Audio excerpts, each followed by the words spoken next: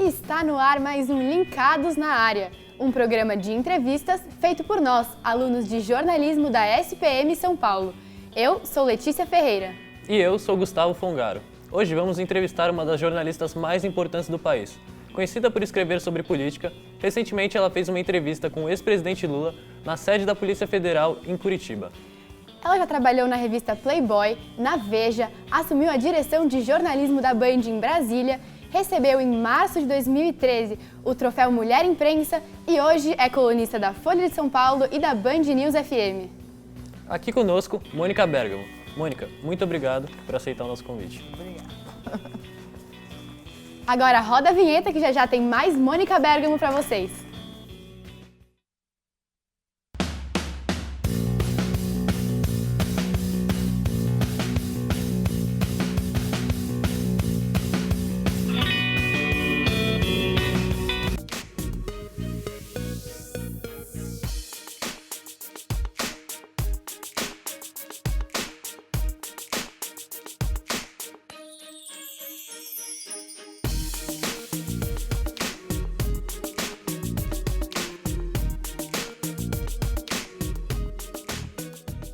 Mônica, a entrevista com o ex-presidente Lula foi uma entrevista muito esperada para você. Demorou quase um ano para você conseguir realizar ela por conta da censura do STF.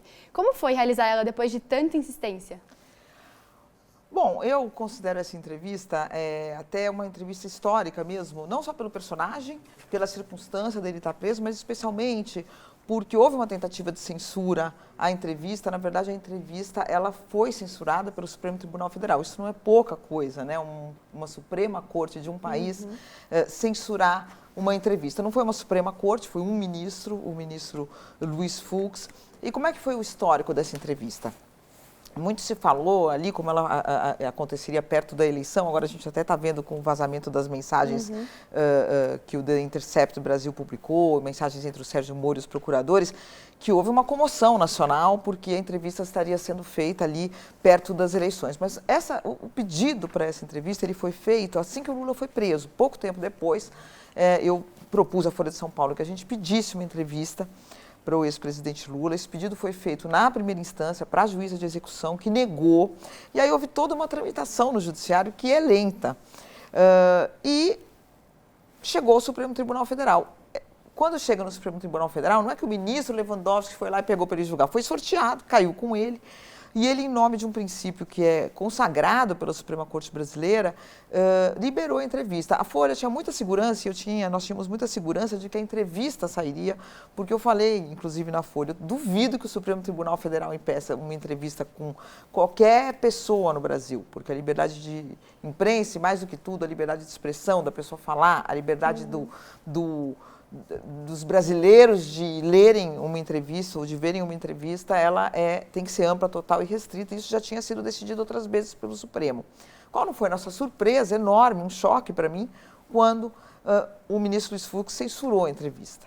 Então foi algo realmente que me impressionou bastante, me surpreendeu, e a gente continuou tentando. Aí o ministro Dias Toffoli, presidente da Corte, suspendeu tudo, disse que no momento oportuno se levaria a julgamento, se decidiria, até que, num outro contexto de censura também, a um site, uma enorme polêmica, o Toffoli decidiu canetar e liberar tudo. Então, para mim foi uma felicidade enorme, não pela entrevista somente, mas pelo fato de que, de fato, eu acho que depois desse precedente, não tem como proibir qualquer entrevista de qualquer preso, solto, não importa a circunstância, as pessoas têm direito de falar, não tem lei do silêncio no Brasil. Então isso foi o que me deixou mais feliz. Sim, a gente tem um trechinho da entrevista aqui, vamos dar uma olhada.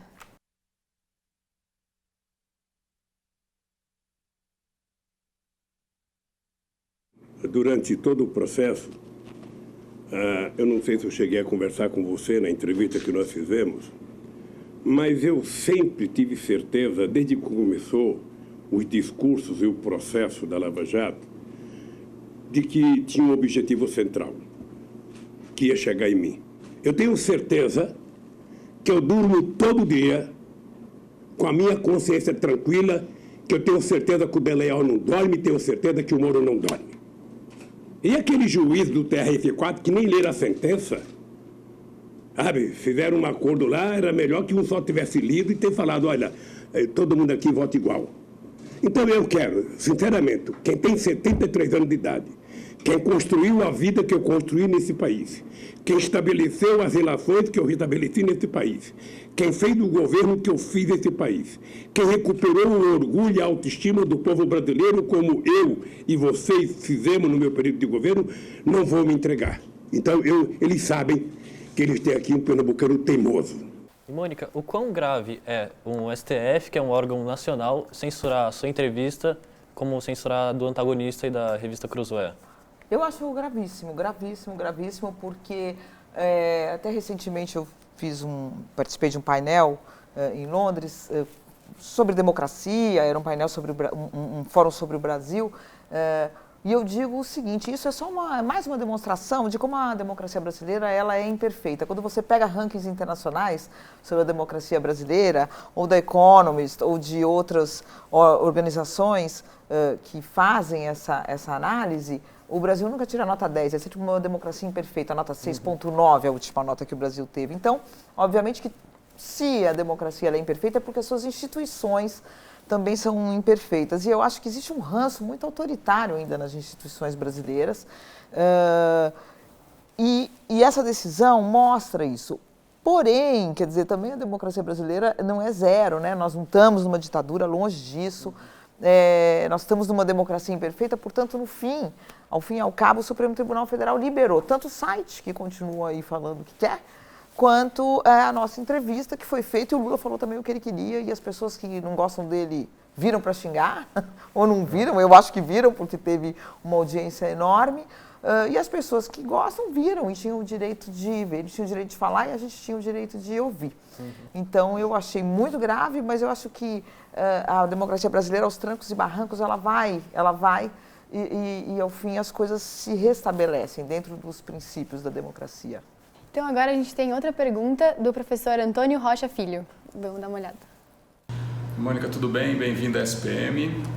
Você recentemente protagonizou a entrevista com o ex-presidente Lula, que foi uma longa disputa na justiça para ser autorizada.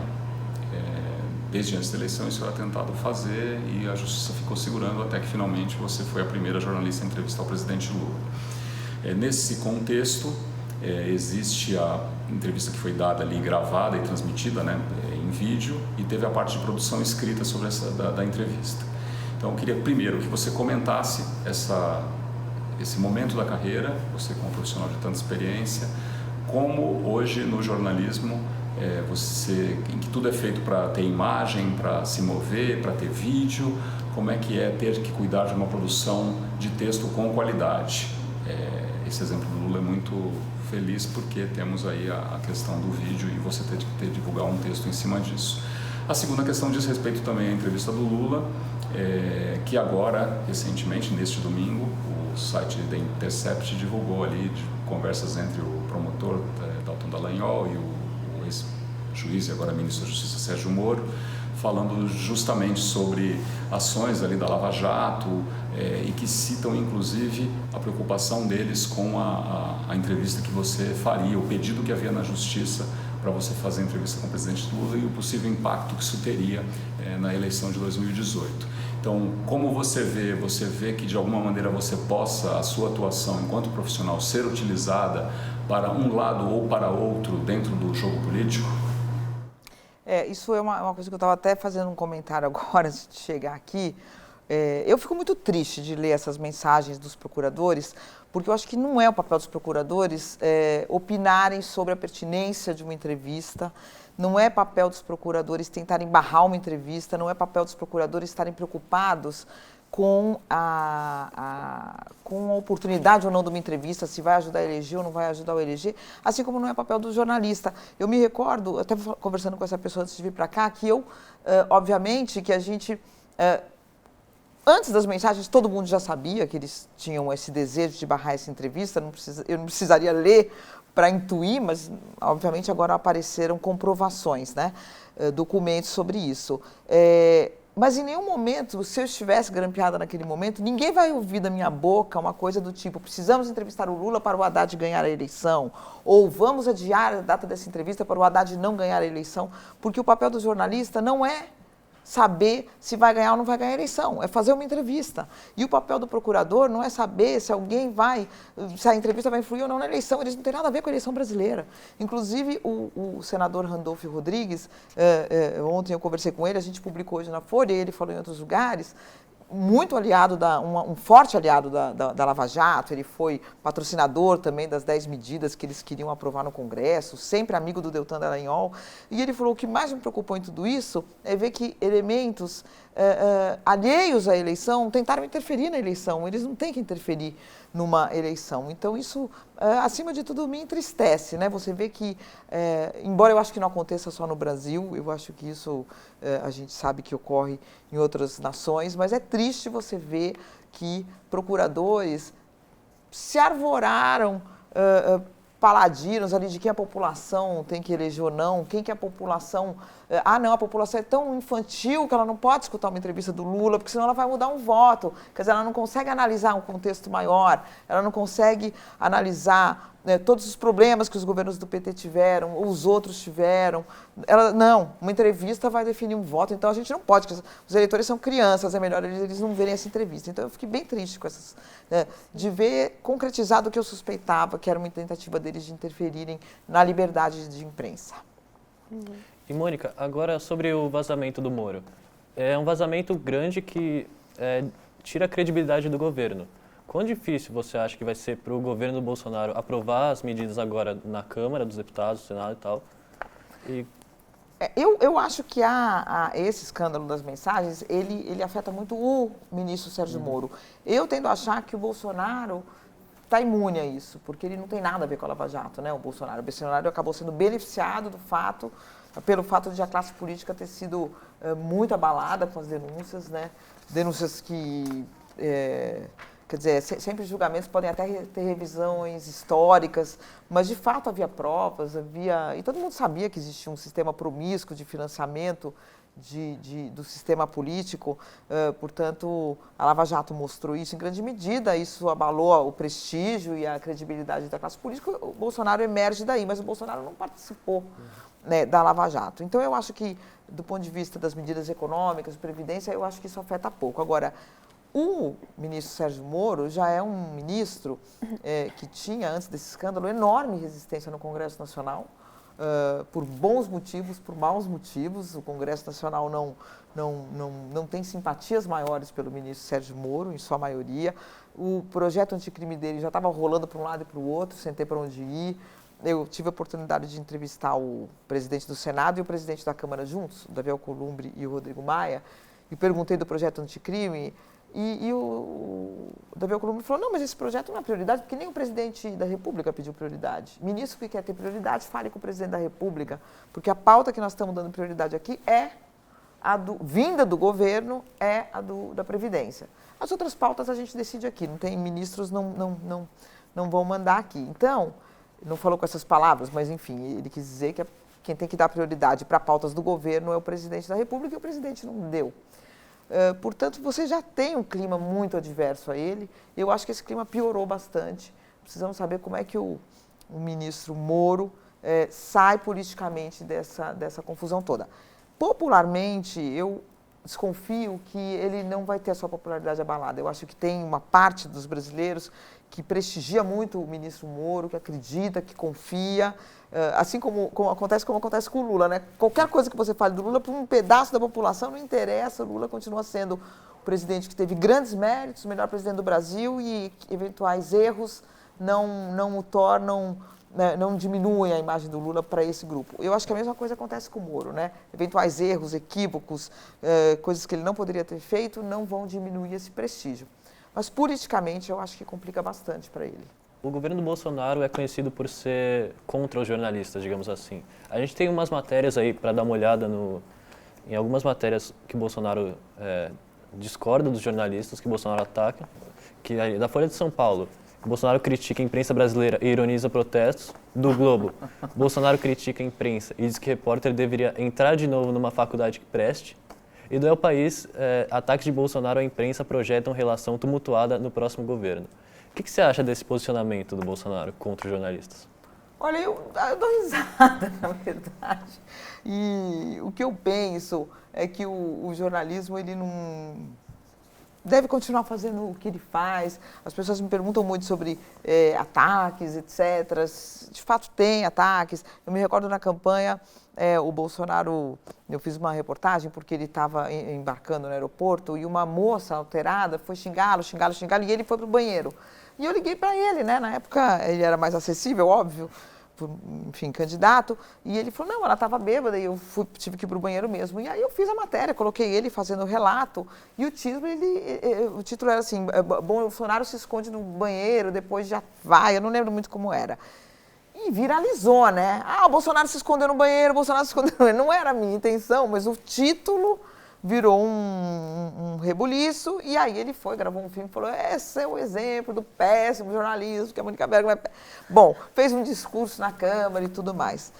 Se eu fosse me afetar por isso, eu não tentaria, por exemplo, seguir cobrindo o governo Bolsonaro, e recentemente consegui falar com ele por telefone, um deputado, Marco Feliciano, me passou para ele, ele me atendeu, foi super simpático, falou da Venezuela, deu manchete na Folha. Eu acho que a gente tem que continuar assim. É uma questão eleitoral dele, com o eleitorado dele, tentar desqualificar uma parte da imprensa para tirar a credibilidade dessas matérias que podem ser incômodas a ele. E a gente tem que continuar fazendo jornalismo e um pouco... Você não pode ignorar o presidente da República, mas um pouco passar por cima dessas coisas, porque são questões que eu acho que são totalmente de comunicação eleitorais dele, e a gente tem que manter a nossa sobriedade e combater isso com furo, com informação de qualidade e que, enfim, façam com que os leitores fiquem bem informados. E recentemente o Carlos Bolsonaro Filho, ele negou uma entrevista com você, né, pelo Twitter. Aquilo foi Conta pra gente como foi. Aquilo foi uma brincadeira. Essa daí eu não lembro mais. Obrigado, pai. Foi. Né? É porque ele fez alguma... obrigado pela consideração de sempre, pai. E eu retuitei, eu sempre retuito com algum título, assim, né? Daí eu coloquei, obrigado, pai. Aí ele falou, um abraço, Mônica. Ele quis, um abraço, não foi? Foi. Um abraço, Mônica. Ele quis me ironizar. Eu falei, olha, aproveitando que você está aqui no meu Twitter, eu queria te entrevistar. E ele falou, não, para você, não, só um abraço mesmo. Eu achei até light, assim, não me incomodou. E, bom, eu entrevistei o pai dele, que é mais importante do que ele, tá bom para mim já. Provavelmente ele achou que você ironizou o comentário dele, e aí ele não queria mesmo dar ele fez, aí ele quis fazer uma brincadeira de volta, né? Bom, agora vamos para perguntas da plateia. Oi, Mônica. A minha pergunta é a seguinte. Você trabalhou com uma pessoa muito comunicativa no jornalismo, uma pessoa muito emblemática, o Ricardo Boechat. Eu queria saber como foi trabalhar com ele. Bom, foi uma alegria, né? Eu acho que o Boechat, assim, eu acho que eu devo muito da minha credibilidade no rádio a ele, porque ele era uma grande marca, um grande jornalista, um jornalista que eu sempre falei isso, insubstituível. E quando você entra com essa potência jornalística que era ele, lógico que você voa junto, né? Então, eu fui lá no foguete, entramos no foguete, mas ele era o grande comandante desse foguete. Ele fez a rádio ser uma rádio super popular, ele era muito popular, as pessoas, até hoje eu entro, os motoristas reconhecem minha voz, eu não posso nem falar besteira, mas quando eu estou falando assim, eu sempre me policio um pouco, porque isso graças a ele. Então foi incrível trabalhar com ele, eu lamentei demais a morte dele. E tão jovem, né, 66 anos é muito jovem hoje em dia, com crianças pequenas, com uma carreira maravilhosa, consolidada, feliz, que ele pelo menos parecia estar feliz fazendo aquilo. E então foi muito, muito bom. Obrigada. E, Mônica, o quão difícil é cobrir a política atual num cenário tão polarizado, assim, que você critica o Lula, você é jogado para a direita, você critica o Bolsonaro, você é jogado para a esquerda. Como é ficar no meio termo, assim? Eu não sei se eu sou meio alienada, então talvez, mas eu não paro muito para pensar. Eu acho que, assim, cenário polarizado, a gente sempre teve. Né? Eu me recordo que eu cobri todas as campanhas eleitorais, elas sempre foram muito acirradas, né? Então nunca você teve as que eu cobri. Collor eu não cobri, mas eu já votava. Foi uma guerra no Brasil, né? Foi uma guerra no Brasil. O Collor levou a mãe da filha do Lula para dizer que o Lula tinha falado para ela fazer aborto. Era uma coisa de louco. Tinha esse negócio da bandeira não vai ser vermelha. A gente ia para a Avenida Brasil e o pessoal ficava, nossa bandeira já vai ser vermelha, essa bandeira não vai ter o sangue vermelho, pá, pá, pá. E do outro lado, muito polarizado também. Então, você tem um país que tem divisões e você não pode fugir dessas divisões. Então, você tem uma diferença hoje que você tem a internet. A internet fez com que esses radicalismos pudessem se expressar de maneira mais massiva. Isso talvez tenha mudado um pouco, mas eu acho que o Brasil está tão polarizado como sempre teve. Eu acho que você teve alguns períodos ali, Fernando Henrique e Lula, um pouco do governo Fernando Henrique, um pouco do governo Lula, em que você teve alguns consensos. Então, a polarização não era tão grande, né? Consensos na área de comportamento, por exemplo, tanto governos do PSDB quanto do PT achavam que em maior ou menor grau você tinha que ter políticas compensatórias no Brasil, políticas para as minorias, políticas para a mulher, para negro, para homossexual, a questão de responsabilidade fiscal. Isso teve o governo Lula no primeiro mandato em especial, seguiu mais ou menos essa austeridade que já herdou do Fernando Henrique, embora também no governo Fernando Henrique a dívida tenha crescido e tudo. Mas existia um certo consenso, então as pessoas não iam para a rua. Quer dizer, quando você tem o país crescendo, certo consenso estabelecido, a polarização meio que ela deu uma adormecida. E quando você começa a ter problemas econômicos muito grandes, cobertor curto, você começa a ter divergências de caminhos e aí você vai para essa polarização. O que eu acho que a gente tem de novo e que a internet propicia, dá voz a isso, são talvez pautas mais radicais de direita, né? De extrema direita, na verdade, pautas com a questão de armas e essa coisa de trânsito, que dizer que estavam superadas no Brasil. Eu achei curioso até outro dia que o ex-governador Geraldo Alckmin deu uma entrevista para a Folha, ele falou, alguém precisa avisar o governo que o Muro de Berlim já caiu há 30 anos, não estamos... Então, isso acho que a internet fez, deu voz a esses setores se organizaram. Mas eu acho que a polarização, pelo que eu me recordo de 89, de 2014, ela sempre foi muito forte no Brasil. Agora a gente tem mais uma pergunta de outro professor, do Renato Essenfelder. Oi, Mônica, tudo bem? Já que você é uma das melhores repórteres de bastidores do Brasil, eu queria fazer uma pergunta de bastidores para você. Eu queria saber o que você espera ou percebe de mudanças na Folha de São Paulo, depois do falecimento do Otávio Frias Filho e com a nova direção. E eu queria aproveitar também e perguntar para você sobre o papel do jornal impresso no cenário atual, né? Você que trabalha em várias mídias, está super presente no mercado jornalístico, como é que você enxerga o papel específico do jornal impresso aí nos próximos anos? Obrigado. Bom, em primeiro lugar, falando sobre a Folha, a gente lamentou demais, né? Porque o Otávio era também tive a oportunidade de falar isso nesse painel do qual eu participei, quer dizer, o Otávio, quando ele morreu, uma pessoa fez uma observação para mim que eu achei muito pertinente. Falou, o Otávio fez um jornal melhor do que a elite do país em que ele é publicado. Isso não é pouca coisa, né? Porque, em geral, os grandes jornais são um reflexo da elite do país. Ele fez um jornal mais avançado do que a elite, mais pluralista, mais democrático. Então, esse mérito, e ele era, de fato, uma pessoa para quem eu, pessoalmente, me sentia devedora, não sei se é a palavra, né, mas sempre tive muita demonstração de apreço dele, me deu muito prestígio, mas eu acho que para a Folha foi uma bala muito grande. Mas eu acho que todos os questionamentos que poderiam haver sobre que rumos a Folha tomará, o grupo tomará, eu acho que estão aí as matérias que a gente tem feito, as matérias que o UOL faz, que a Folha de São Paulo faz, e que são absolutamente, não tem para baixo do tapete, não tem esconder, não tem dourar a pílula, mas o caso do Moro, né? Não, mas eles têm... Não, fez, está publicado e acabou. Sobre o papel... o jornalismo impresso, o jornalismo no papel, eu que assim, tenho de fato, falo na rádio, estou muito na internet, tenho um programa na TV, na Band News, eu acho que o papel mantém um prestígio. Quando sai no papel, como que é porque é verdade. No papel as coisas estão mais bem organizadas, estão mais bem hierarquizadas, as análises estão bem feitas. Então, eu, pela minha geração, eu não consigo chegar de manhã e não abrir o jornal e ler. E pegar no papel e ler tudo que eu já li na internet, leio tudo de novo no papel.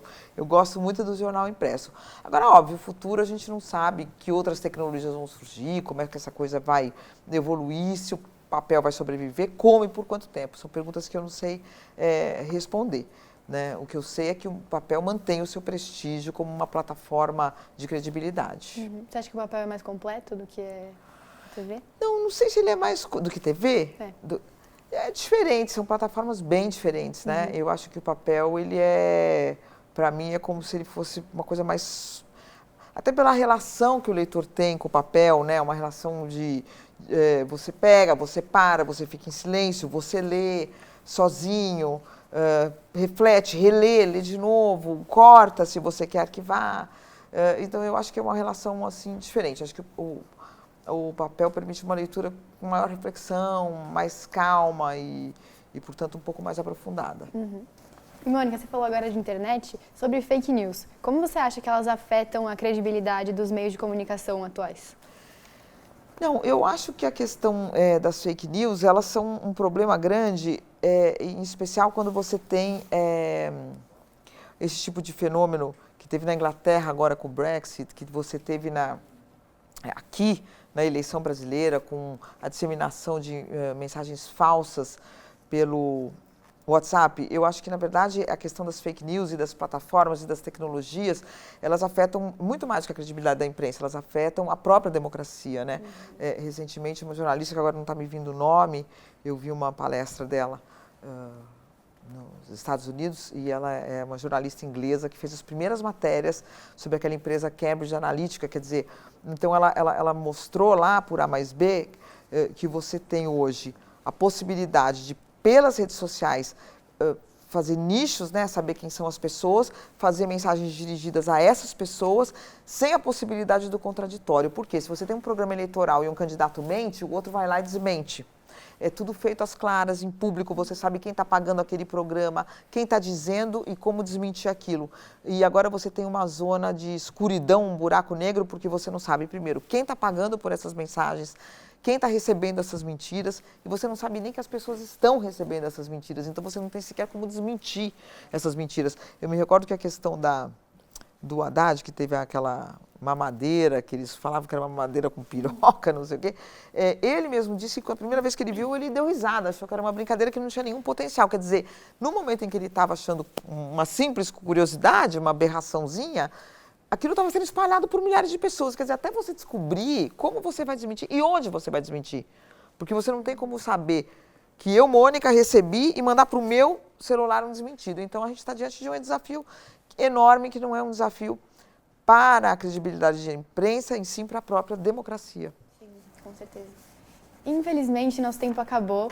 Você aí de casa, não esqueça de mandar sugestões de pauta para os nossos próximos programas pelo Facebook da Agência de Jornalismo da SPM. Eu queria agradecer de novo, Mônica. Muito obrigado por aceitar o nosso convite. Eu que agradeço. Eu queria também agradecer ao pessoal da produção, o Leandro, nas câmeras, o Gildo, ao nosso operador de som, o Cadu, o Claudião e o Davi.